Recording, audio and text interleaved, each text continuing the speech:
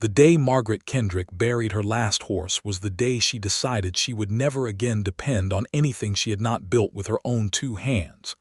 She stood over the mound of turned earth behind the barn, her hat pressed against her chest, the Nevada sun hammering down on the back of her neck without mercy, and she did not cry.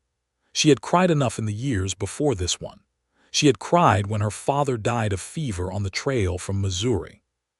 She had cried when the man she married turned out to be more interested in whiskey and gambling than in anything she might need. She had cried when that same man walked out of Ridgeline, Nevada, in the autumn of 1878 without so much as a note left on the kitchen table. And she had cried, quietly and only once, when the bank came to collect on a debt she had not known existed until the paper was already in her hand. But standing over the grave of old Copper, the roan gelding who had pulled her plow for 4 seasons and never once balked at the hard ground, Margaret did not cry. She pressed her lips together, settled her hat back onto her head, and turned to look at the 40 acres stretching out before her like a promise that kept refusing to be broken. She was 28 years old.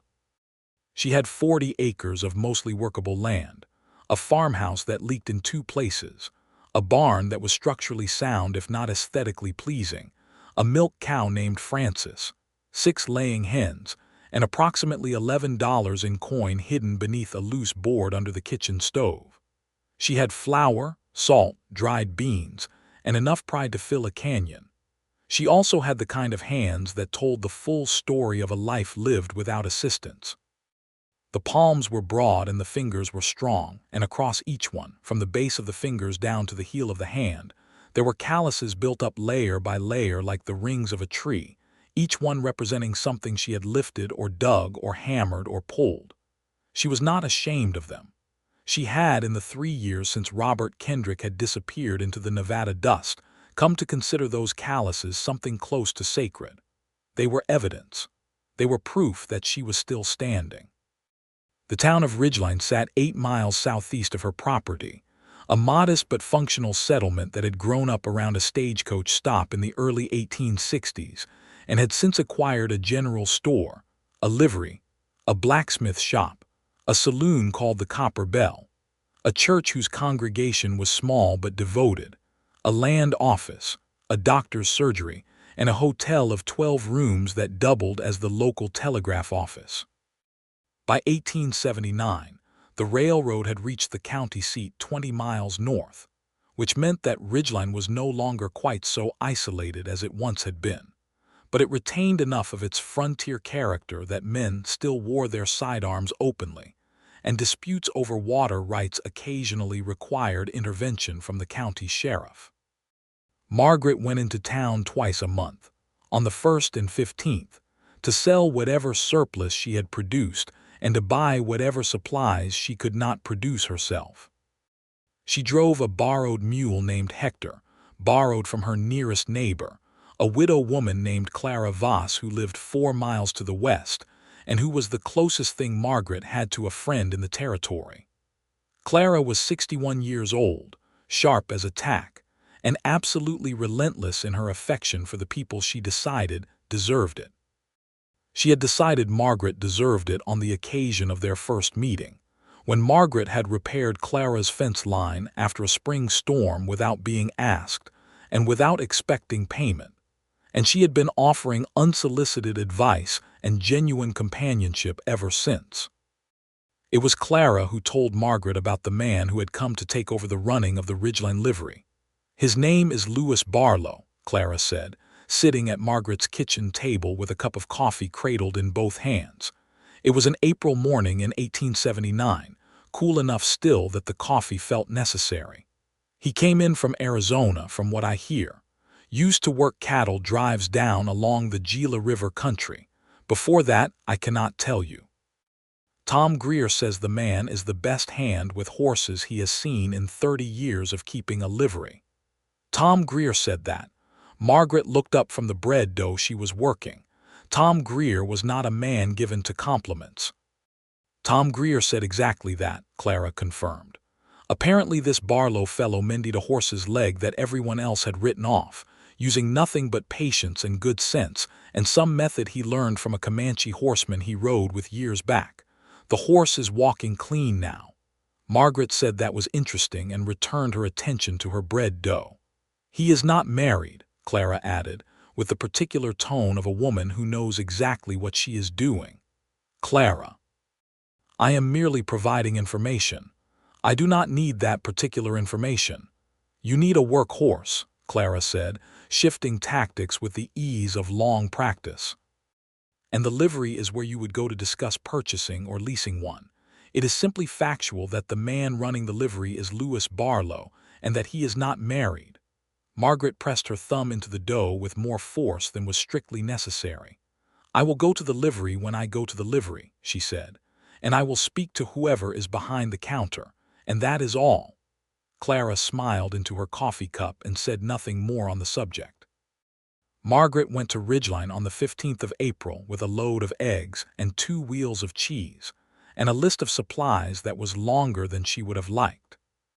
She left Hector the mule tied to the post in front of the general store and conducted her business there first, trading her eggs and cheese for credit against flour and lamp oil and a new file for the saw.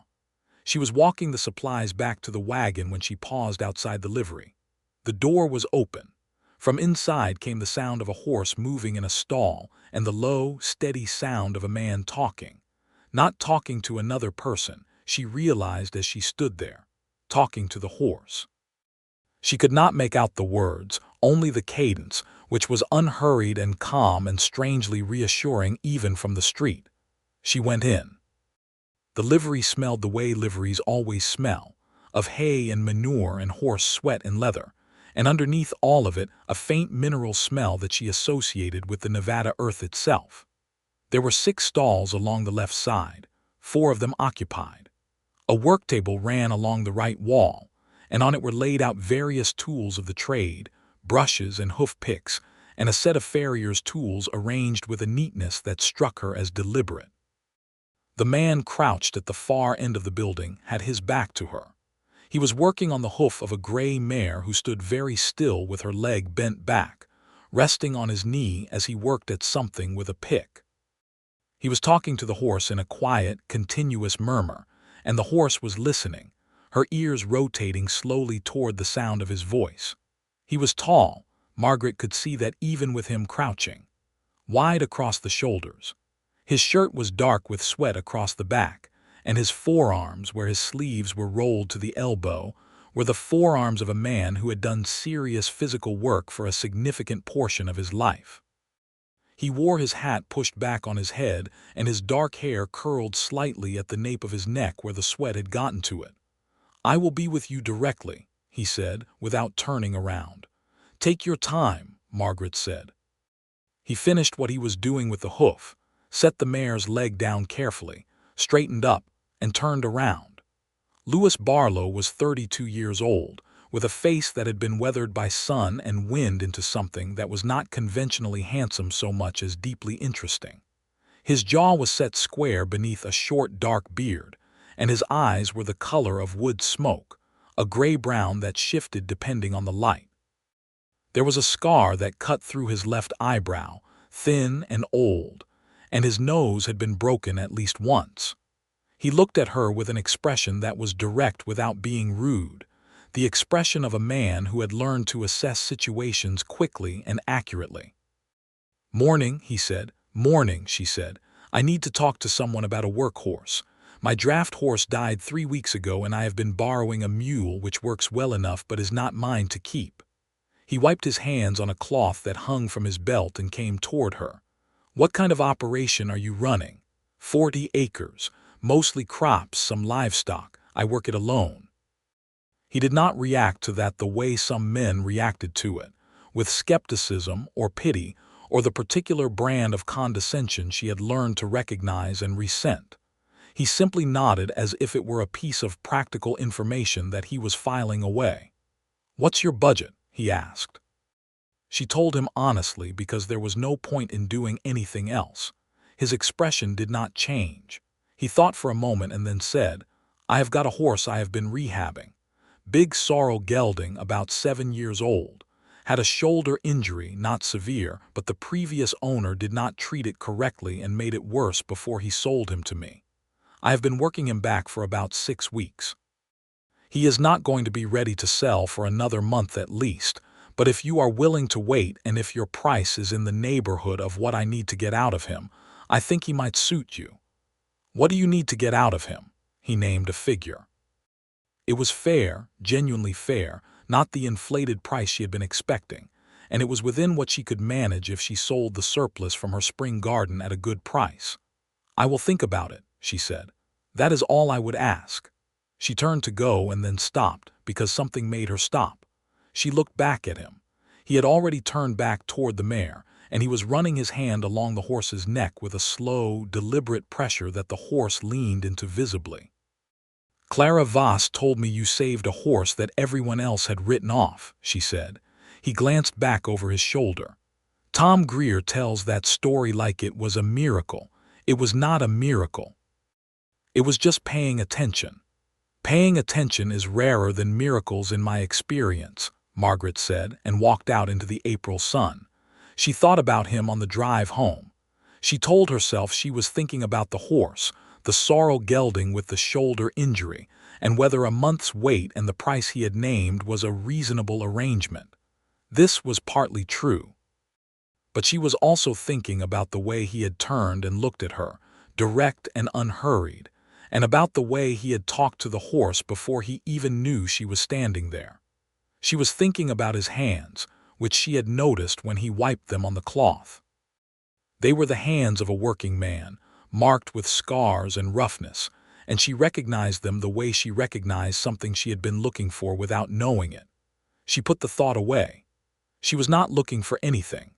In the weeks that followed, she did not go back to the livery, but Ridgeline was a small enough town that avoiding someone entirely was not a realistic proposition. She saw him at the general store one morning, buying nails and rope, and he touched the brim of his hat and she nodded, and they said good morning to each other, and went their separate ways. She saw him at the Copper Bell Saloon one evening when she stopped to retrieve a message from the telegraph operator, who kept his equipment at the saloon in the absence of a better arrangement. Lewis Barlow was sitting at a table with Tom Greer and 2 other men she did not know well, and he looked up when she came in, and there was a moment, brief but distinct, when he watched her cross the room, and she was aware of being watched in a way that did not feel intrusive so much as attentive. She picked up her message, which was from her sister Incent. Louis asking after her health and suggesting, not for the first time, that perhaps Margaret might consider coming back east, and she folded it into her pocket and walked back out without looking at Lewis Barlow again. She was not looking for soft. She knew herself well enough to know that. She had been soft once, or at least she had wanted softness once, had married a man who had seemed gentle and warm and full of easy promises, and she had learned the hard lesson that ease was not the same thing as strength, and that warmth without backbone was just smoke. She had rebuilt herself on something harder and more reliable than the hope of being taken care of. She had built herself on the evidence of her own capable hands, and she was not about to dismantle any of that for the sake of something that might very well turn out to be more of the same. She went back to the livery in May, 3 weeks after her first visit, because she had decided about the horse. He was there when she arrived, working at the work table with a piece of harness leather, doing repair work of some kind. He looked up when she came in and said, "The sorrel is nearly ready." "I thought you might come back. I told you I would think about it." "You did," he agreed. "I have thought about it," she said. "I would like to see him." He took her to the sorrel's stall. The horse was a big animal, 16 hands at least, with a deep chest and a broad forehead and an intelligent eye that assessed her with what she could only describe as dignity. She held out her hand and he stretched his neck to sniff at it and then regarded her steadily. "What is his name?" she asked. "His previous owner called him something I will not repeat in polite company. I have been calling him Red." She looked at the horse and the horse looked at her. "I will call him something else," she said. "That is your right." She ran her hand along the horse's shoulder, feeling the muscle structure there, the way he held himself. She pressed carefully at the area where the injury had been and felt him tense slightly, then relax. "He is still sore," she said. "Some, less than he was. Give him another 2-3 weeks and he will be right." "I cannot wait 3 weeks," she said. "I need to start preparing the north field." Lewis Barlow looked at her for a moment and then looked at the horse. "I will give you a lease arrangement," he said. "You take him today, work him light, nothing that puts strain on that shoulder. I will come out once a week to check on him until he is fully healed. Once he is right, we do the sale at the price we discussed. If for some reason he cannot complete the recovery, you owe me nothing." She looked at him sharply. It was too generous. Generosity made her suspicious because in her experience it usually came attached to something. "Why?" she asked. He met her gaze. "Because the horse needs the right kind of work to finish his recovery, and light field work is better for him than standing in a stall. And because I can see that you know horses." "I know horses," she agreed. "Then it works for both of us," he said. She studied him for another moment. There was nothing in his expression that suggested anything other than exactly what he had said. No calculation, no performance of generosity designed to incur a debt. Just a straightforward assessment of a situation that benefited all parties, including the horse. "All right," she said. She named the sorrel Augustus, which seemed to fit his gravity, and she led him home along the 8-mile road while the May sun made the sage smell sharp and bright. He walked well beside her, his head at her shoulder, his breathing easy. She talked to him as she walked, not as much as Lewis Barlow talked to horses, but enough to let him know her voice. Lewis Barlow came out the following Thursday, as promised. He arrived in the mid-morning on a bay mare, and tied her to the fence post before coming through the gate with the ease of a man accustomed to entering working properties. Margaret was in the garden when he came, on her knees in the dirt pulling weeds from the bean rows, her gloves left on the fence post, because she had always preferred to feel the soil directly. She heard his horse and stood and brushed the dirt from her skirt and went to meet him. He looked at her hands as she approached, the way people sometimes did, and she braced herself for whatever came next, the polite discomfort or the inappropriate comment. She had experienced both. But he did not say anything about her hands. He said, "Morning, how is he moving?" "Well," she said, "I have had him on the north field 2 hours a day, nothing heavy. He favors the shoulder slightly first thing in the morning but works through it within 20 minutes. He nodded. "That is normal. How is his appetite?" "Excellent. He ate twice what Francis eats and still looked at her grain like he was considering his options." Something crossed Lewis Barlow's face at that, a quick shift that was not quite a smile but was close to it. It changed his face entirely, or rather it revealed something that was already there underneath the weathered stillness. He went to look at Augustus, and Margaret followed, and the 3 of them stood in the barn while Lewis worked his hands carefully along the horse's shoulder and neck, and Augustus stood with his eyes half closed in an expression of animal contentment that Margaret found both endearing and slightly envious. "You are right, he favors it still," Lewis said, feeling something along the muscle. "But he is coming along correctly. The muscle is rebuilding. Another few weeks and I think he will be fully sound." "Good," she said. "He is a fine animal." "He is," Lewis agreed, and stroked the horse's nose with a gesture so natural and unself-conscious that Margaret had to look away. She offered him coffee because it would have been rude not to, and he accepted, and they sat at her kitchen table, which was the only table there was, and drank the coffee in a silence that was not uncomfortable. She noticed that he did not fill silences for the sake of filling them. He seemed to be a man who was comfortable with quiet, and she respected that. "You farm this alone," he said eventually. It was not a question. "Yes." "Your husband left," she said, 3 years ago. He is not coming back." He did not offer condolences or any of the awkward reassurances that people sometimes offered. He simply said, "That must have made the winters hard." It was such a precise and unexpected thing to say that it caught her off guard. Not how difficult it must have been, not how brave she was, not how admirable. Just the recognition of the thing itself, the particular weight of winter on a woman alone. "Yes," she said. "It did." He nodded and drank his coffee and did not press further. He came back the following Thursday and the Thursday after that, and each time he came he checked on Augustus, and she offered coffee and they sat at the table and talked. The conversations were never long and never personal in the way that would have made her pull back, but they accumulated into something. He told her that he had grown up in East Texas, youngest of 4 boys, that his father had been a cattle trader, and his mother had come from a French family settled in Louisiana, and had brought with her a stubbornness that he said was the most valuable inheritance he had received. He had left Texas at 17 after a disagreement with his father that he described in terms so neutral and sparse that she understood it had been serious, and had spent the next 15 years moving through the cattle country of the Southwest, learning the trade in the way that only long practical experience can teach it. She told him less, but she told him things. She told him about Missouri, about the farm her father had worked before the fever took him, about the way the Mississippi looked in the early morning when she had gone down to the bank as a girl to fetch water before the household was awake.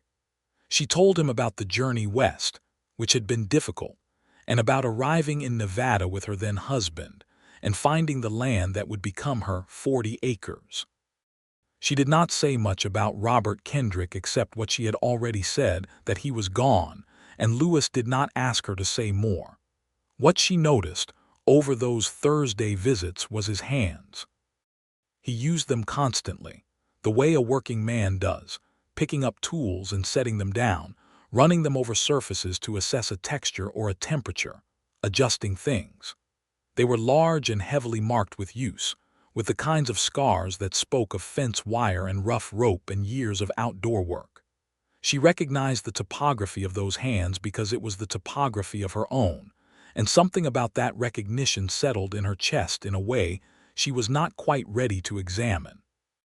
In June, he came on a Thursday and found her fixing the north fence line, which a section of had come down in a storm 2 nights before.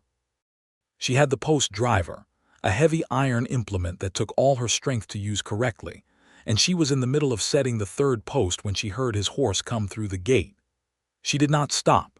She set the post driver up and drove it down, twice, 3 times, the shock of it traveling up through her arms and shoulders with a force she absorbed and redirected the way she had taught herself to do. When the post was set, she turned and found him standing about 10 feet away, watching.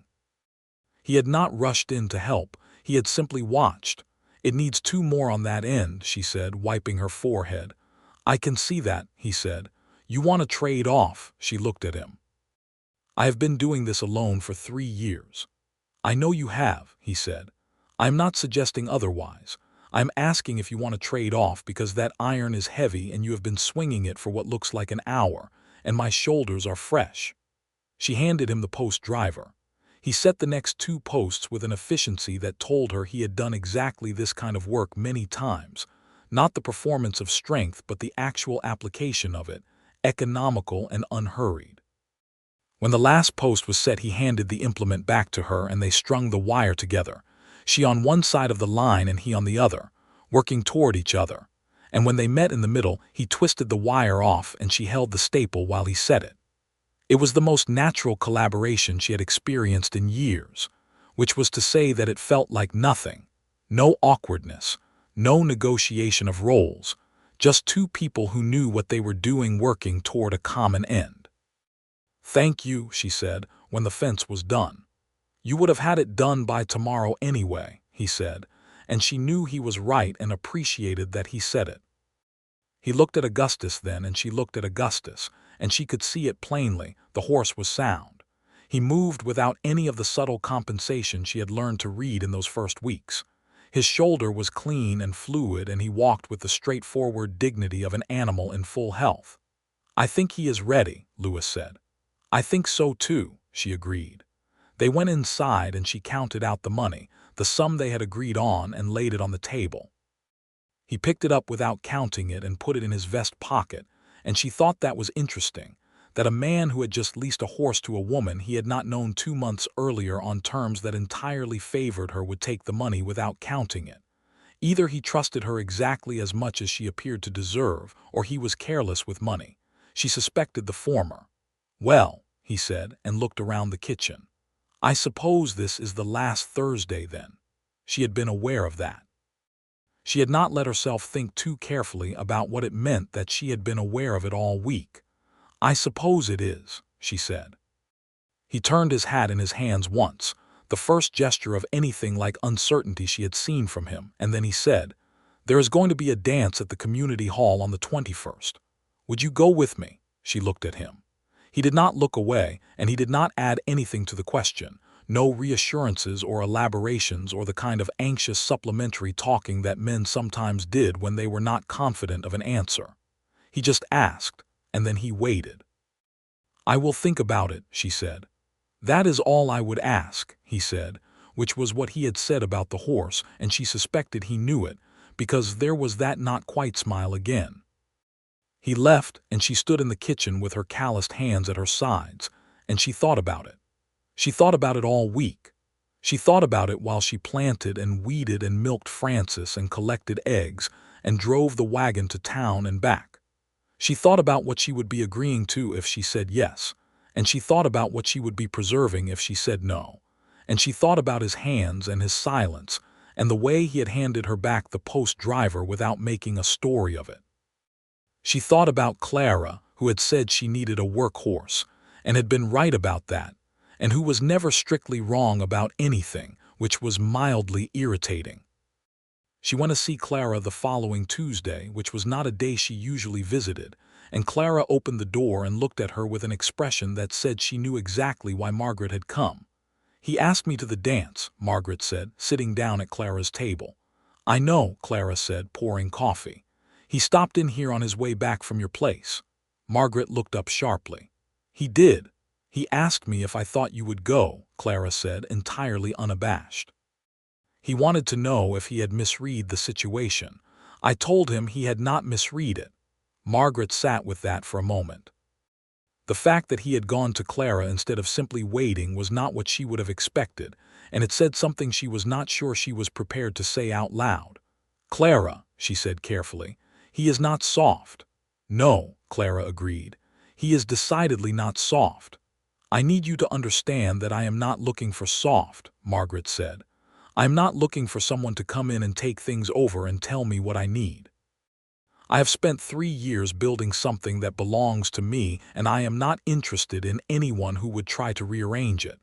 "I know that," Clara said, "and you know that is not what I am suggesting." "What are you suggesting?" Clara set her coffee down and looked at Margaret with the steady, unsentimental affection of a woman who had lived long enough to see through the stories people told themselves. "I am suggesting that you already know you are going to go," she said. "I am suggesting that the reason you came here today is not to ask my advice, but to say it out loud to someone who will not judge you for it, because you have been alone long enough that saying things out loud has become difficult." The kitchen was very quiet. Outside, a bird was making noise in the cottonwood tree by the fence. "He did not try to take the post driver from me," Margaret said. "He asked." "Yes," Clara said softly. "He did not pretend I had not been doing it myself. He did not make it a kindness. He just asked if I wanted to trade off." "Yes," Clara said again. Margaret wrapped her hands around her coffee cup. She looked at the grain of the wood table. She thought about the winter and how the windows had fogged with cold on the inside, and how the sound of the wind at 3 in the morning was a specific and particular kind of loneliness that she had gotten very good at enduring. "I am going to go to the dance," she said. The community hall in Ridgeline was a large timber building on the east side of town that served variously as a meeting place, a polling location, an emergency hospital during the influenza winter of 1876, and several times a year, a dance hall. The June dance was a tradition that had started as a celebration of the end of the planting season, and had evolved into something that the whole county attended, farmers and ranchers and merchants and their families, driving in from as far as 20 miles out. Lewis Barlow arrived at Margaret's place at 5:30 in the afternoon on the 21st, driving a wagon he had borrowed from Tom Greer that was considerably cleaner than his own, and wearing a white shirt that had clearly been pressed, which was the kind of detail that she noticed and filed away. He took off his hat when she came out of the house and held it at his side and looked at her. She had put on her best dress, which was dark blue wool, and she had braided her hair and pinned it up, and she had put on the boots she kept for good occasions, which still had the shape of her feet worn into them in the way of boots that were worked regularly. She was not beautiful in the conventional sense of the word, and she did not pretend to be, but she was Margaret Kendrick, and she stood in her doorway and she looked back at him. "You look fine," he said. It was not a polished compliment. It was an honest observation, and she preferred it. "So do you," she said, and locked her door and walked to the wagon. He offered his hand to help her up, and she took it, and the contact of palm against palm, both of them calloused and warm, was a thing she felt clearly and chose not to comment on. They drove the 8 miles to town in the cooling evening air, and they talked about the coming haying season, and about a disagreement between 2 local ranchers over a water source that had been simmering all spring, and about a letter Clara had received from a cousin in Denver that contained news of the railroad expansion.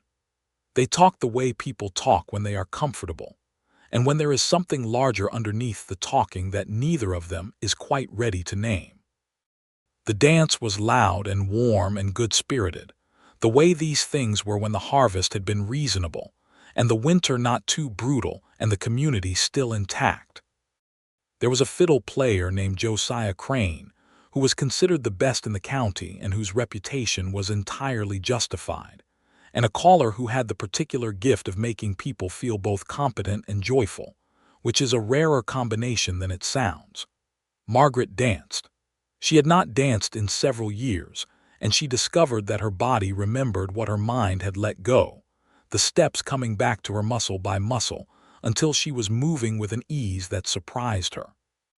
She danced with Lewis Barlow for the first set, and they were well matched in the way that mattered, both of them attentive to each other's movement, both of them unafraid of the contact that the dances required, hands held and waists steadied and turns executed with the kind of mutual confidence that is built from weeks of Thursday mornings and fence lines and cups of coffee at kitchen tables.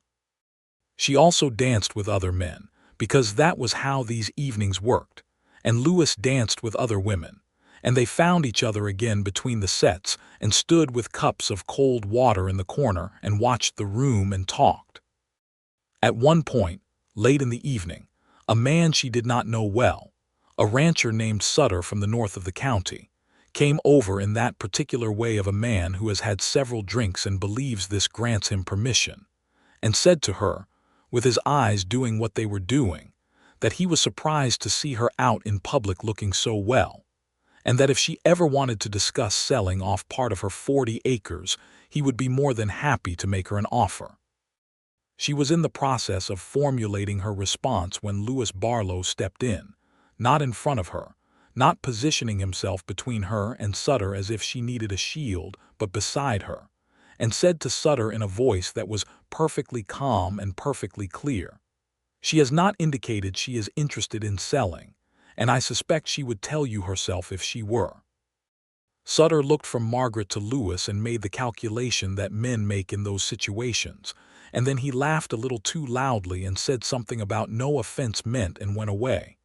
"You did not have to do that," Margaret said. "I know," he said.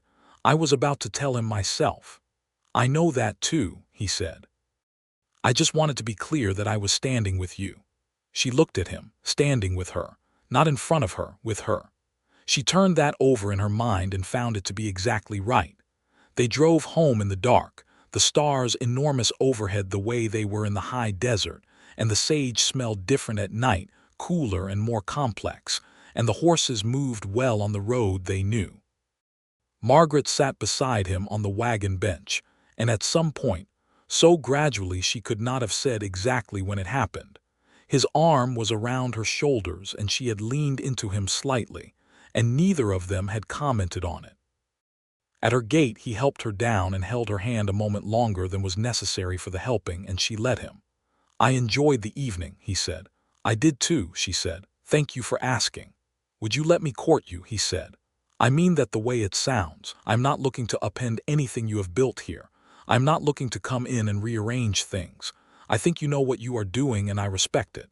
I just want to spend time with you and I want to be honest about why." The Nevada night was very large around them. She could hear Francis moving in the barn and the soft sound of Augustus settling in his stall. "I earned every callous on these hands," she said. Not a non sequitur, an answer of a kind. "I earned them alone and I am not ashamed of them and I am not looking for someone to take over." "I can see that," he said. "I am not soft, Margaret. I am not going to pretend I do not have my own roughness. I am not going to be easy or uncomplicated, but I will be honest and I will be present, and what I am asking is if that is worth your time." She looked at him for a long moment in the dark. "Come on Sunday," she said, "for supper." The courtship that followed was conducted in the way that suited both of them, which was to say practically, without excessive sentiment on the surface of it, but with a depth of attention underneath that told the whole story to anyone who looked carefully. He came for Sunday suppers and stayed to help with whatever needed helping with afterward, always by invitation and never by assumption. She went to town, sometimes on days that were not the 1st and 15th, because she found herself with reasons that had not previously occurred to her. They talked about everything, and they disagreed sometimes with the kind of honest directness that neither of them had experienced in their previous attempts at connection, and they found that disagreement conducted between two people who were not trying to manipulate each other was not a painful thing, but rather a productive one. In July, a difficulty arose that tested things between them in a way that was more serious than either of them expected. A man came to town from a land company based in Sacramento that had been quietly buying up properties in the county.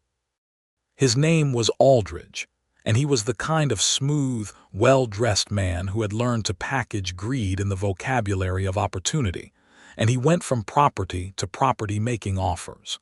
When he came to Margaret's 40 acres, she told him she was not interested and showed him off her property. He went away and he came back, and this time he brought a piece of paper that purported to be a lien on her land from a debt incurred by Robert Kendrick before he had disappeared, a debt to a land company whose name had changed twice since then, but which was now represented by Aldridge and his Sacramento associates. The figure on the paper was substantial. The paper looked official. Margaret stood in her doorway and looked at the paper and felt the ground shift under her in a way that brought back everything she had spent 3 years recovering from, the specific vertigo of discovering that the earth you thought you were standing on was not solid. She did not show any of this on her face. She took the paper and said she would look into the matter and close the door. She looked into the matter. She drove to the county seat and went to the land office and the courthouse, and spent 2 days reading through documents and talking to the county recorder, who was a serious woman named Mrs. Hartley, who had been doing the job for 11 years, and who helped Margaret navigate the filings with a patient expertise that Margaret was deeply grateful for. What she discovered was that the lien was real, at least in the sense that someone had filed it, but that the chain of title it relied on had several irregularities in it that were not, to put it plainly, legally supportable. She came back to Ridgeline on the 2nd evening of her trip, and Lewis Barlow was at her gate. He had heard from Clara, who had heard from the county recorder's clerk, who had mentioned to someone, which was how small territories operated. He looked at her when she drove up and said nothing, just waited for her to get down from the wagon and tie the horse. "I know about the lien," he said. "It is not clean," she said. "I think I can fight it. I need a lawyer." "There is a man in the county seat," he said. "A good one. His name is James Calloway. He handled a land dispute for 2 ranchers I know, and he is honest and thorough." "Can I afford him?" "I do not know," Lewis said, "but I can help if you will let me." She looked at him. The offer hung in the air between them, and she felt everything in her go still and cautious. "I mean what I said," he continued. "I am not trying to take anything. I have money saved. I have been saving for 3 years because I did not have much to spend it on. I would loan it to you at no interest, and you can pay it back when the land is clear and you are able. And that is all it would be. A loan between people who trust each other. She stood with her hands at her sides, her calloused hands, and she thought about trust, and about what it meant to accept help from someone who was not trying to use the offering of it as a way to acquire leverage. She thought about the fence line and the way he had asked if she wanted to trade off. "I will accept the loan," she said, "and I will pay it back." "I know you will," he said. James Calloway came to Ridgeline and met with Margaret and reviewed the documents, and was of the opinion that the lien was in fact a construction, built from legitimate records that had been deliberately misread and in one case altered, and that a competent filing with the county court would expose the irregularities and have the lien dismissed. This turned out to be correct, though it took until September for the process to complete, and in the meantime Margaret worked her land and paid her debts and did not sleep particularly well, but she did not waver. Aldridge came back once more in August, this time with a revised offer that was framed as a settlement, which was to say he was offering to pay her a reduced sum for the property in lieu of fighting the lien. She told him she was not interested. He told her she was making a difficult situation harder for herself. She told him she had experience with difficult situations and did not need his assessment of them, and she showed him off her property again. Lewis found out about this visit from her, not from the Ridgeline Information Network, because she told him herself, sitting at her kitchen table on the following Sunday with the supper cleared away, and she told him the whole exchange. He listened, and when she was done he was quiet for a moment, and then he said, "What did he look like when you told him to leave?" "Annoyed," she said, "then calculating, then like a man who is going to try again from a different direction." "Will he? I do not know, but if he does he will get the same answer." Lewis looked at the kitchen table. "I would like to be here when he comes," he said, "not to handle it, but to be there." "Standing with me," she said. He looked up. "Yes." "All right," she said. Aldridge did not come back. In September, the county court dismissed the lien as based on documents with material irregularities, and Mrs. Hartley at the recorder's office sent word that everything was clear. Margaret received the notification on a Tuesday, and she walked out of her farmhouse and stood in the September sun in front of the 40 acres that were hers without question or encumbrance, and she breathed in the smell of the sage and the turned earth and the clear high desert air, and this time she did not cry either. She smiled, which was better. She paid Lewis back the lawyer's fee over the following 4 months, exactly as she had said she would, in installments that she could sustain without compromising the farm's operating budget. He accepted each payment without ceremony and with the same directness with which he had made the loan, and by January the debt was settled, and the clarity of that between them felt like another form of trust laid down. By the autumn of 1879, it had become apparent to both of them, and to everyone in Ridgeline, including Clara and Tom Greer, and the county recorder's clerk, and the reverend of the small church, that Lewis Barlow and Margaret Kendrick were something to each other that had no practical end in sight except the obvious one. They were not demonstrative in public, because neither of them was given to demonstration, but the quality of their attention to each other was unmistakable, the way they tracked each other in a room without appearing to, the way a conversation between them had a particular texture of shorthand and comfort that develops only between people who have genuinely learned each other. He had kissed her for the first time in August, on a Sunday evening when the light was going golden over the sage flats, and they had been sitting on the porch steps, and the conversation had arrived at one of those natural pauses that are not gaps but completions. She had turned to look at him, and he had looked back at her, and he had said, "I would like to kiss you," which was not romantic in the theatrical sense, but was in every way that mattered the most romantic thing anyone had ever said to her, because it asked instead of taking. She had said yes, and the kiss had been unhurried and warm and unmistakably the expression of something serious and real. In November, he asked her to marry him. He did not do it with elaborate arrangement or surprise, or the kind of ceremony that was designed to make refusal difficult. He did it on a Thursday afternoon, which by this point felt like their day, standing in the barn doorway after they had spent 2 hours together preparing the property for winter. And he said, "Margaret, I want to marry you. I think you know that. I want to know if you want to marry me." She was quiet for a moment. The barn was warm with the body heat of the animals, and the afternoon light was coming in low and gold through the cracks in the boards. "I want to talk to you about what that means," she said. "Because the farm is mine, the 40 acres and everything on it, that does not change." "I know that," he said. "I'm not interested in a marriage where your name goes on the deed and my work becomes your property," she said. "I know that is how things are generally done. I am telling you it is not how I will do it." He held her gaze. "Then we do it differently," he said. "What I want is you, Margaret. The farm is yours and it stays yours. I have been saving for some years and I have enough to buy into Tom Greer's livery as a partner, which is something I have been discussing with him. That is mine. You have yours and I have mine and we build from there together.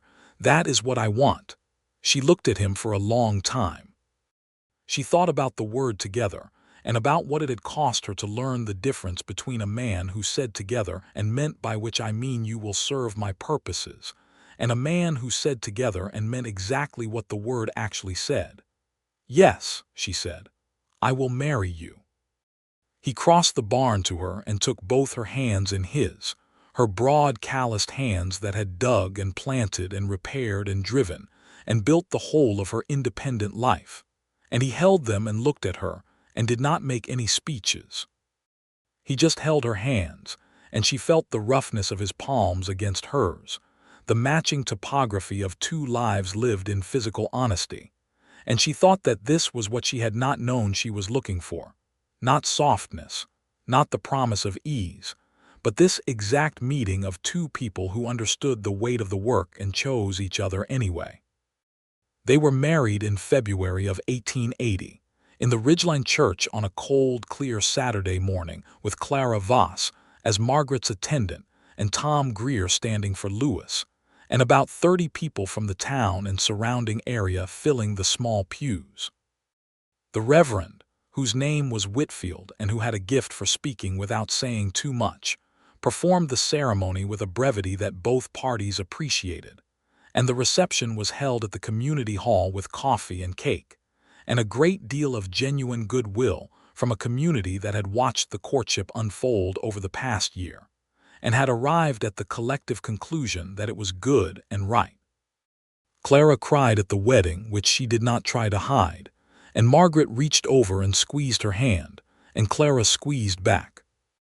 Lewis Barlow moved into Margaret's farmhouse, which they expanded over the spring with a new room on the east side that served as a proper bedroom separate from the main living space, which was an improvement in both comfort and privacy. He kept his partnership stake in the livery, which gave him work in town 3 days a week, and kept their finances properly separate and properly combined in the proportion they had agreed on, each of them contributing to household costs, and each of them maintaining their own earnings beyond that. It was not a simple arrangement.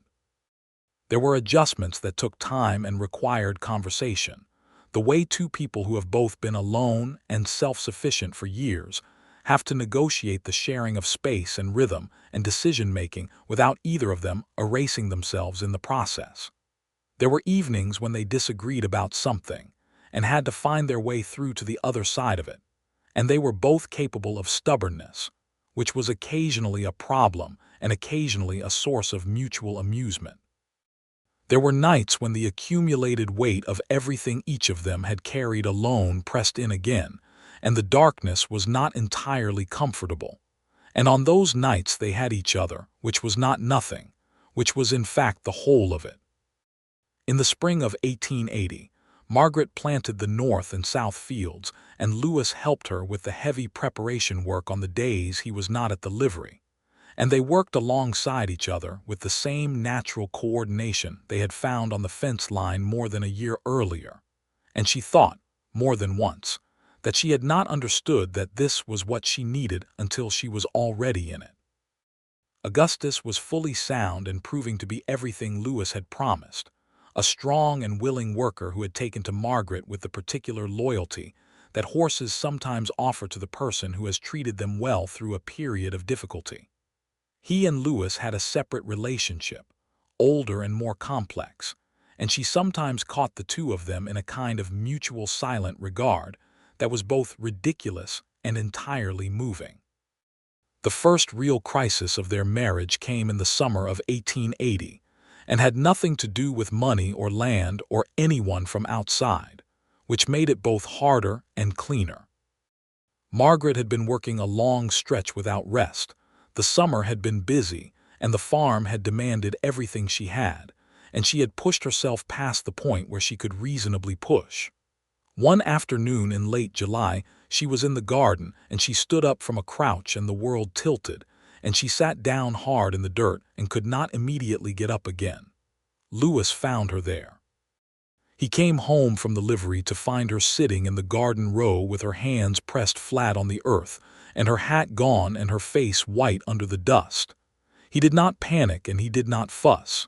He came and crouched beside her and said, "Tell me what happened."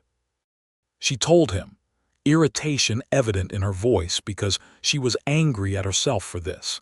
And he listened, and then he put his arm under hers and helped her up with the careful confidence of a man who had been helping large animals stand up for 15 years and knew exactly how to use his strength without overwhelming the thing he was helping. He brought her inside and made her sit down and got water and brought it to her and then sat across from her and said, "You have been working 16-hour days for 3 months. The farm requires it in summer," she said. "The farm requires good management," he said. Good management means knowing when the person doing the managing has reached her limit.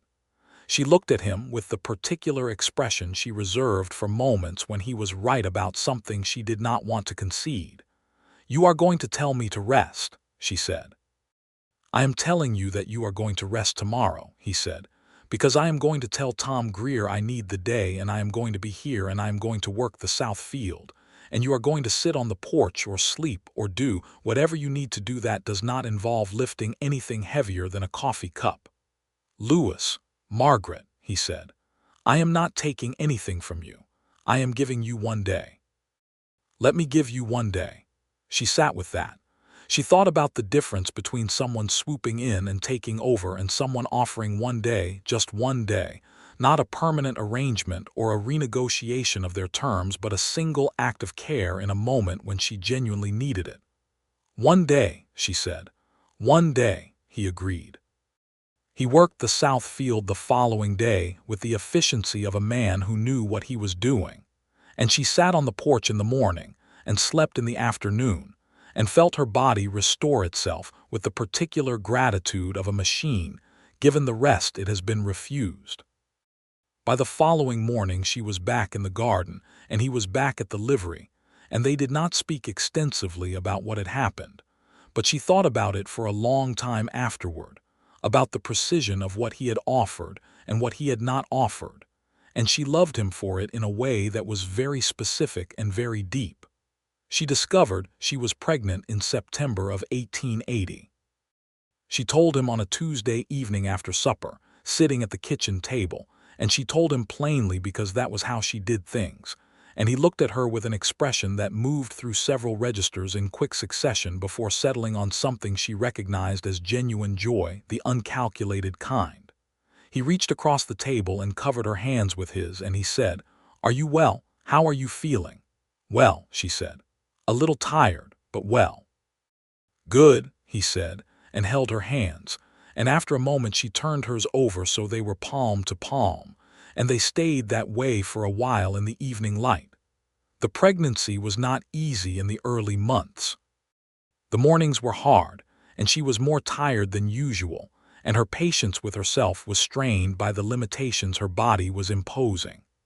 Lewis navigated all of this with a steadiness that she had come to depend on in a way that no longer frightened her, because she had learned the difference between dependence that was a loss of self and dependence that was a choosing of someone trustworthy.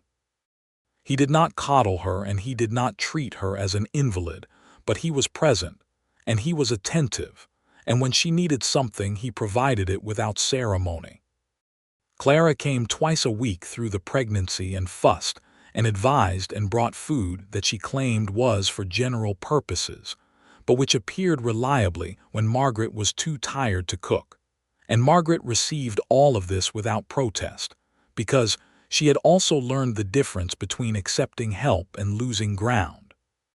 The baby was born in May of 1881, in the farmhouse, attended by the Ridgeline doctor and by Clara, with Lewis in the next room doing what men did in those situations, which is to say worrying and being kept at a distance by the organized authority of the medical and female world. The labor was long and not uncomplicated, and at some point in the middle of it Margaret heard him just outside the door and said, loudly and clearly through the general difficulty of the moment, "I am fine, Lewis," and from the other side of the door he said, "I know you are," and she could tell from his voice that he was not entirely sure of it, and she loved him for staying close. The baby was a boy, born at 2 in the morning with a full voice that announced itself without hesitation.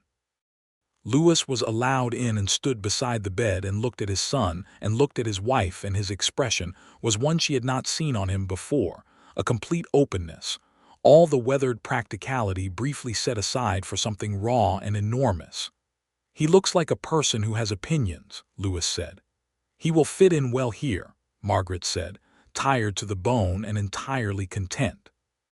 They named him Samuel James Barlow, Samuel for Lewis's father, with whom he had eventually made a qualified peace, and James for James Calloway, the lawyer who had helped clear the title to the land that was Samuel's birthright. Clara stood godmother and Tom Greer stood godfather, which delighted Clara and slightly surprised Tom Greer, who was nevertheless visibly moved by the honor. Samuel turned out to be exactly what his first announcement had suggested, a child of strong preferences and loud opinions, who from his earliest months seemed to be assessing the world around him, with an intensity that was familiar to both his parents and that Margaret suspected would serve him extremely well in a life that was unlikely to be simple or soft. The farm grew.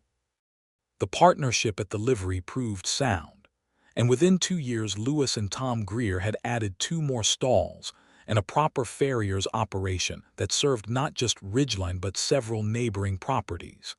And the income was solid enough that the farm could be run for its own value rather than in constant reaction to financial pressure. Margaret expanded the garden operation and began selling to the hotel and the general store on a regular contract, which gave her a reliable income that was entirely her own and entirely the product of her work. In 1882, there was a drought that hit the county hard, and several smaller operations failed that year, including one farm to the north of them whose family sold out and moved to California. It was a difficult summer of careful management and some genuine anxiety, but the 40 acres had good water access from the spring they had spent 2 years improving, and Augustus and a second horse they had acquired, a solid black work mare named Josephine, kept the fields workable, and they came through it diminished in surplus but intact in substance.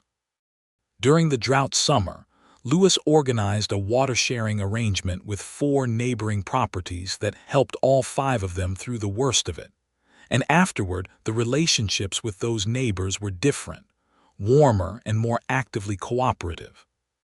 Margaret thought about this and thought about Lewis's instinct for it, the way he thought naturally in terms of what could be built through collective effort rather than what could be accumulated through individual competition. And she thought it was the same instinct that had made him lend her the money for the lawyer and trade off on the post driver and ask rather than take. By the fall of 1882, they had been married for nearly 3 years and had a son of 18 months who was walking with enormous confidence and talking with even more, and they had come to know each other in the way that only years of genuine daily proximity can produce, which is to say completely and practically and without illusion. And they had found that the reality was something they had each chosen and kept choosing. There was an evening in October when the harvest was in, and the days were shortening, and the kitchen smelled of the apple preserves Margaret had put up that afternoon, and Samuel was asleep in his room, and the house was quiet in the particular way of a house that is full of people who are resting.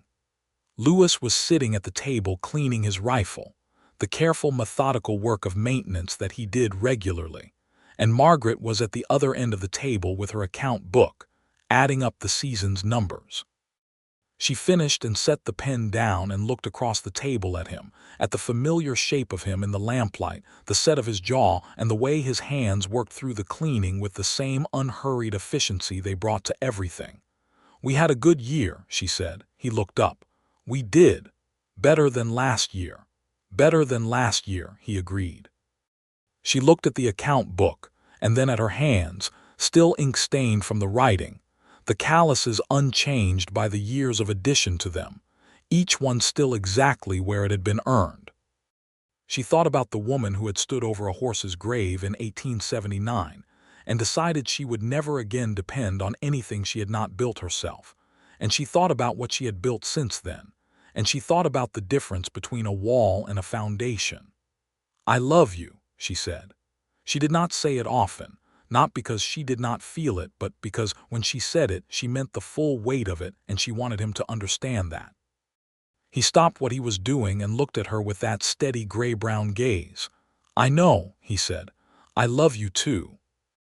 And then, after a moment, in the particular tone he used when he was saying something he had thought about carefully, "You are the most formidable person I have ever had the good sense to know."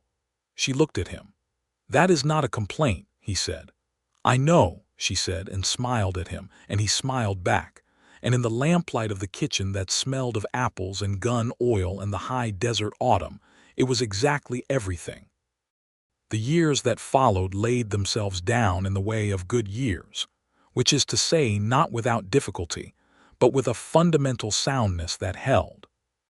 In 1883, they added a proper workshop to the property, a long room on the north side of the barn where Lewis could do repair work in the evenings, and where Margaret kept the larger farm equipment in better order than had previously been possible. Tom Greer retired from the livery that same year and sold his share to Lewis outright, which meant Lewis was the sole owner of an operation that was by then well established and profitable, and he hired a young man named Henry Vasquez, recently arrived from New Mexico Territory, who had the same instinctive understanding of horses that Lewis had, and who proved over the following months to be exactly the kind of reliable presence that allowed Lewis to spend more time on the farm without the livery suffering. Henry Vasquez was 20 years old and had come to Nevada through a series of circumstances that included a cattle drive gone wrong in Arizona, and a stint working for a mining operation in southern Nevada that he had left when it became clear the management had no interest in the safety of its workers, and he arrived in Ridgeline with a good horse, a modest bedroll, and no illusions about the ease of finding good work. Lewis hired him after a 20-minute conversation and a brief display of horse handling that settled the matter completely. Henry had a reserved dignity about him that Margaret respected, and a sharp wit that emerged gradually as he became more comfortable, and within a year he was a fixture in the Ridgeline community in the way of a man who is useful and honest and unpretentious, which is to say people genuinely liked him. He and Lewis had a working relationship that was easy and productive, and he was patient and kind with Samuel, who had taken to visiting the livery with his father from an early age, and who regarded the horses with the same intense scrutiny he applied to everything. Margaret observed, without comment, that Lewis treated Henry exactly as he had always treated the people around him, with directness and fairness, and without the particular condescension that could mark some men's treatment of a Mexican worker in Nevada in those years. She had seen enough of the territory's attitudes to know this was not a universal thing, and she respected Lewis for it, and loved him more completely for the consistency of his character. Samuel grew. He was a child who collected information the way other children collected stones, constantly acquiring and cataloging, and then presenting what he had gathered at unexpected moments with the confidence of a small professor. He loved horses with the same fundamental seriousness his father brought to everything, and he loved the garden with the same patient attention his mother had built her life around. And he was at his happiest in the early morning when the dew was still on the sage, and the world was at its most uncomplicated, and he could be equally close to both. Clara Voss died in the spring of 1884. She was 66 years old and had been in declining health since the previous autumn, and she died in her own house on a clear April morning with her cousin from Denver in attendance, having refused to go to the county hospital, and having been, in Clara's own assessment, entirely reasonable about it. Margaret was with her in the last week and was holding her hand when she died. She drove home in the afternoon with Samuel asleep against her side on the wagon bench, and she looked at the 40 acres as they came into view, and she thought about what Clara had told her on the morning she had come to say she was going to the dance, the particular accuracy of it, the way Clara had seen through to the thing itself without embarrassing her about it. She thought about the way Clara had poured the coffee and said yes, and yes again, and let Margaret arrive at her own understanding. Lewis was at the gate when she drove up. He had heard from someone in town. He helped her down and held her for a moment in the evening air, just held her, and she pressed her face into his shoulder and breathed. She was right about everything, Margaret said. She was, he agreed, almost everything. She was occasionally overconfident in her opinions about cattle breeding. He laughed softly against her hair. They buried Clara in the Ridgeline churchyard, and the Reverend gave a service that was good and honest. And afterward Margaret planted a yellow rose at the foot of her grave, because Clara had mentioned once, years ago, that she had always meant to have yellow roses and had never quite gotten around to planting them. The summer of 1884 was a good one, and the fall was even better. Margaret's contracted supply arrangement with the hotel was extended, and she added a third field to the productive rotation for the first time, which required serious work in the spring but paid back handsomely by August. She was 33 years old, and she was in the fullest health and capability of her life, which she had not expected to feel so clearly but felt unmistakably, the sense that everything she had survived and built had arrived at something. In the autumn of 1884, she discovered she was pregnant again. She told Lewis at the kitchen table on a Thursday evening, which was still in some sense their day, even if it had long ceased to mark anything other than the continuity of what they were to each other. Again, he said, and she could see him calculating the farm schedule and the winter ahead and then setting all of it aside for the thing that mattered first, which was her. "How are you feeling?" "Well," she said. "Different from Samuel, quieter." Samuel, who was 3 years old and had the hearing of a barn cat, appeared in the kitchen doorway. "What is quieter?" he demanded. "Go back to bed," his parents said simultaneously, and looked at each other, and Margaret felt the ordinary miracle of it, the sheer domestic fact of these people who were hers. The second baby was born in April of 1885, a girl this time, born on a bright morning with much less difficulty than her brother, and with a gravity that was from the first moment entirely her own. They named her Clara Frances Barlow, Clara for the obvious reason and Frances for the milk cow, which Samuel thought was hilarious, and which seemed to Margaret to be exactly the right kind of naming. Little Clara was, from the beginning, a person who watched. Where Samuel spoke and moved and collected and declared, Clara watched. She had Lewis's gray-brown eyes and Margaret's broad forehead, and an expression of considering attention that made her look, from her earliest months, like someone who was taking thorough notes. The farmhouse by 1885 had expanded considerably from its original configuration, the new room having been added and a proper back porch, and a cellar dug properly, and lined with stone that kept the winter stores cool and the summer preserves safe. It was not large by any measure, but it was well built, and it was theirs. Every plank of the expansion put in by hands they both knew, and it sat in the middle of the 40 acres like something that had earned its place. Lewis came home from the livery one September evening in 1885 and found Margaret in the workshop sharpening tools. Samuel was asleep, and little Clara was in the basket that served as her portable cradle, placed on the workbench within Margaret's sight line, regarding the ceiling with her characteristic expression of profound consideration. Lewis leaned in the doorway and looked at this scene, his wife with the whetstone and the lamplight and his daughter in the basket, and he stood there long enough that Margaret looked up. "What?" she said. "Nothing," he said, "just looking." She looked at him. He was 38 years old, and he was exactly what he had always been, weathered and capable and present, and he was looking at her with the particular expression she had come to know as the one that said he was aware of his own good fortune and did not take it casually. She set down the tool she was sharpening.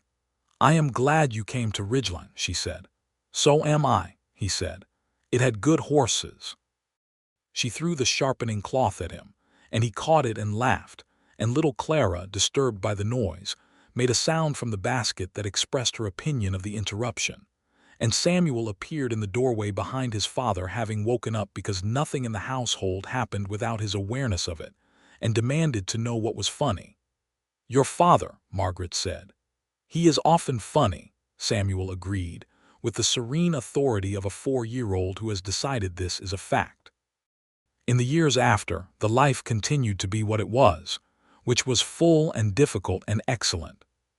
Samuel grew into a boy who was, as they had all suspected from the beginning, exactly as formidable as his mother and as steady as his father, with a gift for animals that made Lewis quietly proud, and a capacity for argument that made Margaret sometimes laugh in spite of herself. He was 8 when Henry Vasquez married a woman named Rosa, who had come to Nevada from Sonora to visit her sister, and who had, within 3 months of arriving in Ridgeline, become a person so thoroughly woven into the community that it was difficult to remember the town without her. Margaret and Rosa became the kind of friends that Clara Voss and Margaret had been, genuine and useful and frank, and their children grew up in each other's company. Little Clara was 6 when she decided she wanted to learn to handle horses, and she told her father this with the direct confidence of someone who has made a decision and requires only the logistics. Lewis looked at her for a moment and then said, "Come to the livery tomorrow." She came, and he taught her, and she learned with the focused patience of someone who had been watching for 6 years and had simply been waiting to apply what she had absorbed. The 40 acres remained Margaret's as it had always been, and the livery remained Lewis's as it had always been, and what they shared was the life that sat between those two things, the kitchen table and the supper, and the children and the long evenings and the arguments and the laughter and the weight of each other's hands in the morning, and at the end of the day. Margaret's calluses did not soften. She did not expect them to. The work did not diminish, and she did not want it to, and Lewis did not ask her to want it to.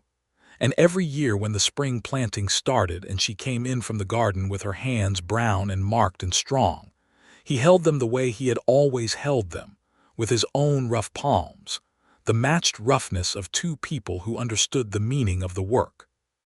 In the spring of 1887, they planted a yellow rose at the corner of the garden where Clara Voss could, if she were somewhere that had any view of Nevada, see it blooming.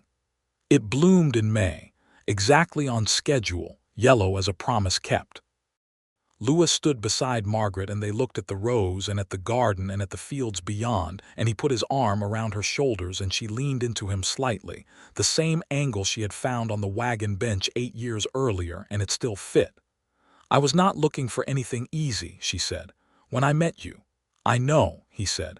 "I was not easy." "No," she agreed. "You were not." They stood in the May morning, and the rose was yellow against the sage, and the desert sky was the specific blue that existed only at this altitude in this part of the world.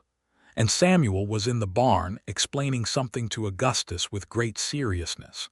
And little Clara was sitting on the porch steps, watching a beetle cross the boards with the intense analytical attention that was entirely her own. And the 40 acres stretched out around them in the full productivity of a life that had been built honestly and held carefully. Margaret thought about the woman she had been in the winter of 1879, standing over the grave of a horse, telling herself she was done hoping for anything from anyone she had not built herself. She thought about what she had actually been asking for, in the way that people ask for things without knowing how to name them.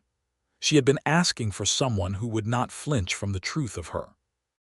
Someone who would see the calluses and understand them as the record they were, and not try to replace them with something more convenient. Someone who would ask if she wanted to trade off and hand back the post driver and stand beside her instead of in front of her, and love the actual person, rather than a more compliant version of her. She had gotten all of it. Not easily, not without the friction of two strong and complicated people learning to share a life, but fully and honestly, and in the only way that had ever had any chance of meaning something to her. She thought about what Lewis had said on that November afternoon in the barn doorway, that he was not soft, that he would not be easy or uncomplicated. And he had not been. He had been steady and honest and present in the way that was more demanding than softness, because it required her to be equally steady and equally honest, and she had risen to it because she was Margaret Kendrick, and she had always been capable of rising to the thing that was required. She had told him she had earned every callus on her hands and was not looking for soft. He had not been soft. He had shown her that every day since, and she had shown him the same, and that exchange, that mutual showing of what they were, had turned out to be the whole foundation of what they had made. "We should check the north field," she said. "The soil looked dry yesterday." "I checked it this morning," he said. "It is fine." She looked up at him. "You were in the north field this morning. Before you were up, the soil was fine." She held his gaze for a moment and then said, "Thank you. We should plant the east section of the orchard this year," he said. "We have talked about it long enough." "We have," she agreed. "Apple trees take time. That is why we plant them now," he said. She thought about apple trees, which took years to become what they were going to be, which required patience and the kind of faith in the future that was built not from certainty, but from intention. She thought about little Clara watching the beetle on the porch steps and Samuel explaining something to a horse and the yellow rose and the 40 acres and the life they had built tree by tree, season by season, argument by argument, cup of coffee by cup of coffee. She put her hand in his. He closed his fingers over hers. "All right," she said. "Let us plant them now." And they went to find the children, and they went back to work, which was not separate from love but was the primary expression of it. And the apple trees would be planted in the fall and would take their time becoming what they were going to be. And the farm would go on, and the family would go on, and Margaret Kendrick Barlow would stand in the spring mornings of the years to come with her calloused hands and her capable life, and the man beside her who had never once asked her to be less than she was. And she would know, as she had known for years now, that this was not the ending of anything but the continuing of something that had been built to last. The Nevada sky was enormous overhead. The sage smelled sharp and clean in the morning air. Inside the house, the stove was warm and the coffee was hot, and the sound of Samuel's voice carried out through the open window, talking to the horse, always talking to the horse, already beginning to sound like his father, which was the best kind of thing. Margaret squeezed Lewis's hand and he squeezed back, and they walked back to the house together in the early light of a morning that belonged entirely to them.